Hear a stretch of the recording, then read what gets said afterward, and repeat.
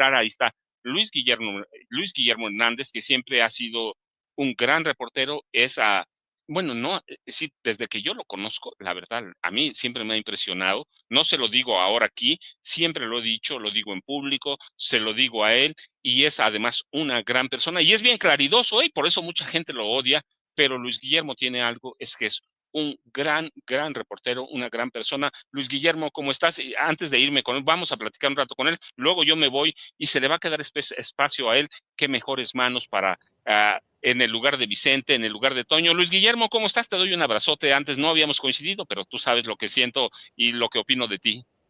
Mi querido Paco, el cariño y el respeto siempre son mutuos, contigo lo sabes muy bien y me da mucho gusto coincidir en este espacio, en este jueves 19 de diciembre aquí en Sin Censura, un poco para platicar, un poco para echar un bomberazo con el querido Vicente que anda en cuestiones eh, de salud, pero independientemente de eso, me da mucho gusto coincidir contigo, mi querido Paco, y además coincidir en un tema en el que, como bien dices, tenemos que hacer un énfasis y una reflexión absolutamente profunda. El 30 aniversario de este llamado error de diciembre, que desde mi perspectiva, mi querido Paco, y no sé si coincidas con ello, más que un error, fue una catástrofe que comenzó el 20 de diciembre, cuando el gobierno de Ernesto Zedillo anunció una serie de medidas económicas para, dijo él, cristalizar los anhelos económicos del pueblo mexicano, y en realidad fueron el principio de una debacle histórica y sin precedentes en México y también en el mundo. Aquí llegamos a la Navidad de 1994 con el anuncio de una emergencia económica sin precedentes, el desplome del dólar, del peso frente al dólar, el desplome de la economía nacional, el desplome de la moneda, el derrumbe casi total de las estructuras económicas que soportaron los 6 años de neoliberalismo de Carlos Salinas de Gortari, y comenzó una racha, en algún momento se llamó el efecto tequila, que azotó al mundo entero, pero que en México dejó secuelas que todavía hoy continuamos pagando. Y me parece que también marcó el rumbo y el sentido de lo que durante 30 años fue una política económica criminal, absolutamente inhumana y completamente dedicada a saquear por completo a nuestra nación, a poner de rodillas a todas las mexicanas, a todos los mexicanos, a quitarles hasta el último centavo que les pertenecía, todas sus, todas sus riquezas, todos sus recursos, todos sus bienes, para ofrendarlos a un capital voraz, sin escrúpulos y sin principio, que nos gobernó, que se apoderó de nosotros durante esta época. Afortunadamente, mi querido Paco, despertamos de esa pesadilla en diciembre de 2018. Y es una pesadilla que debemos recordar por todo lo que significó, por todas las heridas que nos dejó, por todos los perjuicios que causó. Y sobre todo, debemos recordarla con absoluta claridad para jamás repetirla, Paco. Sí, fíjese, Luis Guillermo, es de veras que es un tema gravísimo y siempre hay que recordarlo, porque Luis Guillermo tiene razón, esas secuelas y hay cosas ignoradas que la prensa tradicional no las va a publicar, pero por ejemplo, es la única crisis mexicana que estuvo a nada de quebrar a la economía mundial, ¿eh? Quebraron Brasil, quebró Argentina. Ese efecto tequila fue de consecuencias internas o mundiales. Estuvo de veras a punto de quebrar la economía mundial y ese es uno. Lo otro, Para salir de eso, por primera vez en la historia de este país, Cedillo hipotecó la venta de petróleo a Bill Clinton por $50,000 millones. Eso nos costó 50,000 en préstamos directos de Bill Clinton, no salieron del BID.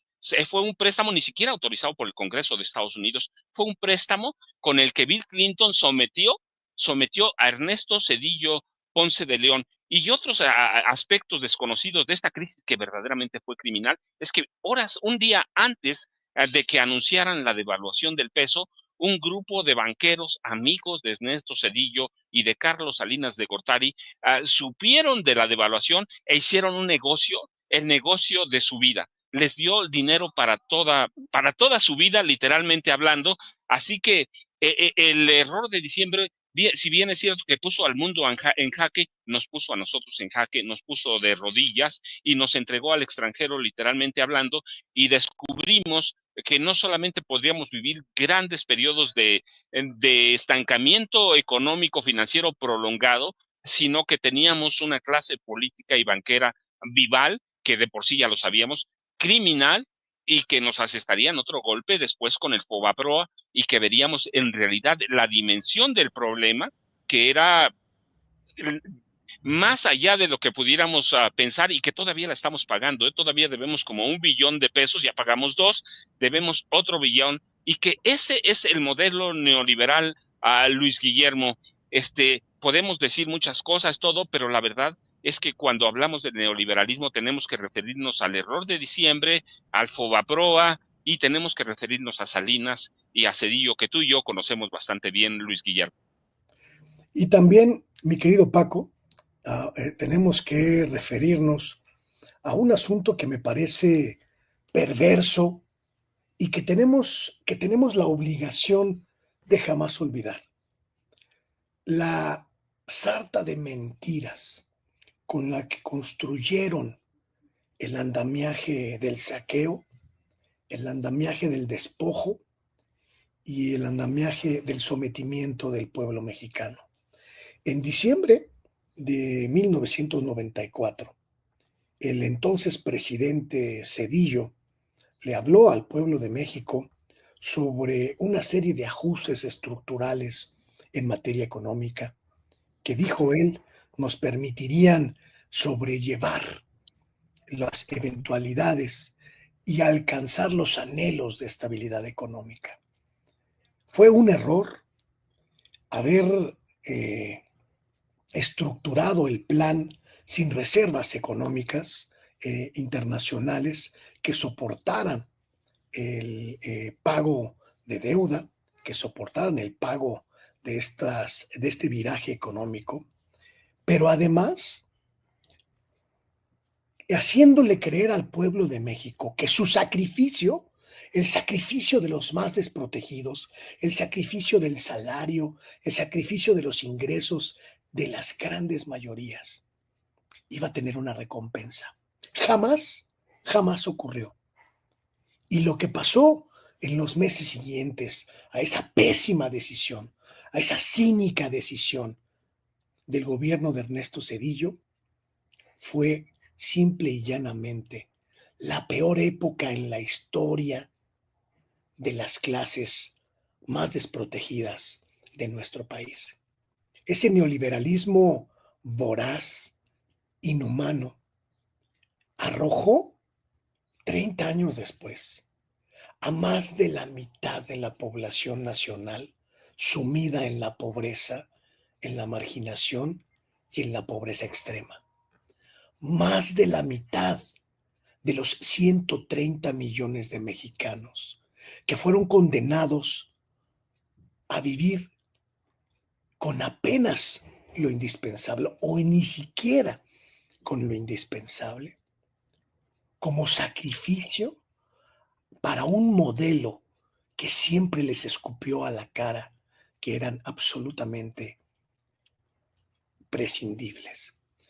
Hay que recordar, mi querido Paco, la mentira que se construyó en los medios de comunicación alrededor de este saqueo, la mentira del error de diciembre, la mentira del rescate bancario que se constituyó en el Fobaproa, la mentira de hay que apretarse el cinturón para la mayoría del pueblo, mientras una pequeña élite miserable, rapaz, se enriqueció a manos llenas por las diferentes circunstancias, su contubernio con las políticas económicas, su alianza con las élites industriales, económicas y financieras del país y del extranjero, la información privilegiada que les advertía de las devaluaciones y las transformaciones económicas, y sobre todo la indolencia con la que todas estas fieras miraron cómo los demás nos volvíamos prácticamente locas, locos para tratar de sobrevivir. Quizá ustedes se acuerden, quizá tú te acuerdes, mi querido Paco, yo lo tengo muy presente. En 1995 yo era un joven trabajador y tenía una hipoteca de un pequeño departamentito que me había logrado comprar con mi primer trabajo, y lo perdí porque la deuda se volvió prácticamente impagable de un día a otro. Y desde entonces juré jamás volver a creer y a confiar en estos miserables neoliberales que nos engañaron. Y como yo, hubo millones de personas afectadas que lo perdieron todo, absolutamente todo, por la indolencia de estos gobernantes. Ah, sí, fíjense, déjenme platicarles a propósito. Tiene razón Luis Guillermo. De pronto, esto nos debe hacer recordar. Luis Guillermo lo aprendió en 1995. Yo lo aprendí en 87, de veras. Y por eso, desde 87, yo dije, no, este país es otra cosa. A mí en 87, recuerdan, en octubre quebró la Bolsa Mexicana de Valores, el índice de precios y cotizaciones quebró, y después este país se sumió en la oscuridad plena. Yo recuerdo en aquella crisis mucha gente se suicidó y los periódicos no lo reportearon, ni lo reportearon. ¿Qué pasó en esa crisis?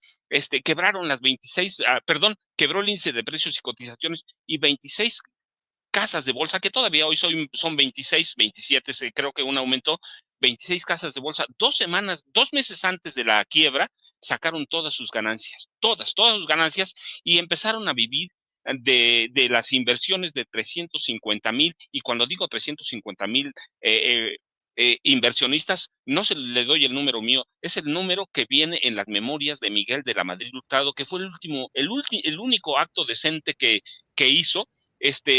Sacaron sus ganancias, dejaron quebrar el índice de precios y cotizaciones, y esos 26 personajes de dueños de las casas de bolsa se volvieron multimillonarios, multimillonarios. Carlos Slim, que es el primero, tenía una riqueza contable de 50 millones de dólares. Después de la quiebra del índice de precios y cotizaciones, resultó con una riqueza de 2,000 millones de dólares, 2,000 suficientes para comprar más adelante Telmex, y todo lo que representó, con la ayuda, claro, del gobierno de Salinas. Pero yo lo aprendí entonces porque yo dije, acababa de cobrar uno de mis salarios, y en esa época yo contaba, o he contado en algunos de mis libros, yo quería comprar una televisión que me encantaba, y cada que veía, yo cobraba los viernes en el periódico que trabajaba, decía, cuesta tanto, el viernes que cobre la vengo a comprar. Cuando llegué el viernes, el televisor costaba como 5 veces más de lo que se anunciaba, así que aprendí primero a no confiar en los priistas, después descubrí, y para mí el 87 y el 95 me mostraron dos caras de lo que era el priismo, de lo que era el neoliberalismo, de lo que era el cedillismo, de lo que era el salinismo, el de la madridismo. Primero, quiebran al país en las dos crisis, en las dos, una fue más grave que la otra, pero las dos igual de graves para los mexicanos. Nos muestran lo que es la rapacidad de los priistas con todos los magnates que se allegan. Nos muestran esa cara de pillos, de sinvergüenzas, de ladrones que son saqueadores, y después nos muestran la cara de que son benefactores de este pueblo, y nos van a dar la oportunidad de rescatar a México, y después construyen una presidencia autoritaria, se fabrican un poder invisible transeccional que es el neoliberalismo, en los ámbitos que es económico, jurídico, político, y operan desde la pobreza nuestra, desde el control, desde esa política, Luis Guillermo, operan como un poder transeccional que va a dejar, como tú dices, a este país en la ruina, en la quiebra, que rescatamos hasta 2018 con la llegada del presidente Andrés Manuel López Obrador, que llega sin tanta estridencia, que llega supuestamente sin tantos conocimientos y rescata al país de estos bribones, de estos vivales y de estos ladrones, Luis Guillermo. Puntual, mi querido Paco, lo que reflexionas, puntual lo que recuerdas.